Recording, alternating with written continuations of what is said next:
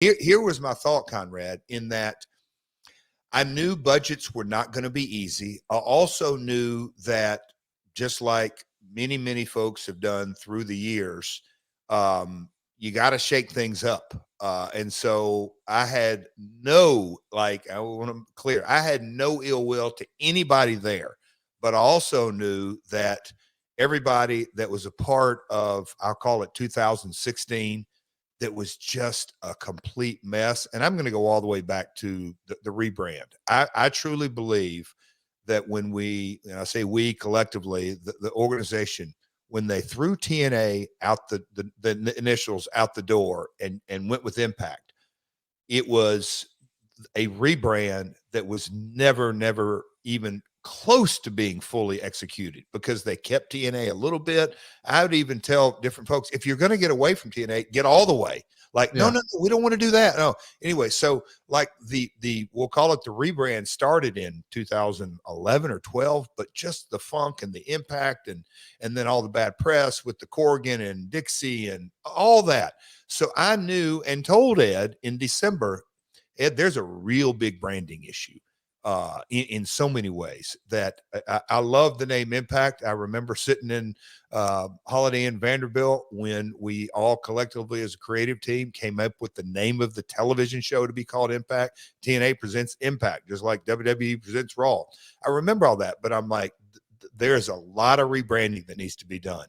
And we talked about, the TV show can still be called Impact, but we've got a lot of work to do. So with all that being said, from a creative perspective, Bruce can talk his ass off. He knows the business.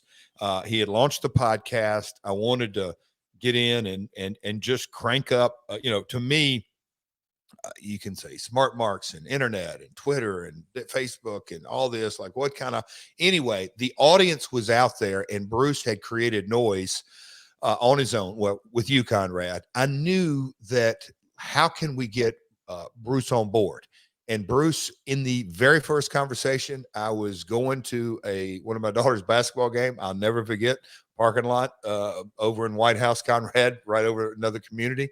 I pulled over to have a conversation, and Bruce kind of came out early. I don't want to do anything behind the scenes. If we're just talking talent, well, I'll just say, Conrad, as the salesman I am, I just kind of went, okay, I won't go there. But in the back of my mind, I wanted Bruce on board immediately, as much behind the scenes as in front of the scenes. I wanted him as a talent. I knew he could talk. I wanted to kind of create this rebrand. I don't like when wrestlers are having to deal, and I don't think, as a wrestler, you're not going to get it. You're talking about titles and championships and personal issues as kind of a management style. Back in the day we did Cornette. But anyway, Bruce would be a great person because he conceptually understood things like that and could sell it and could add new creative ideas to it. Anyway, I wanted him on board bad.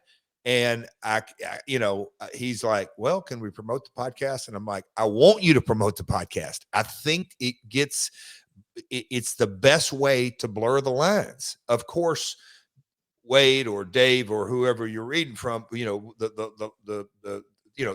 kind of latched on. Oh, it's because of his podcast.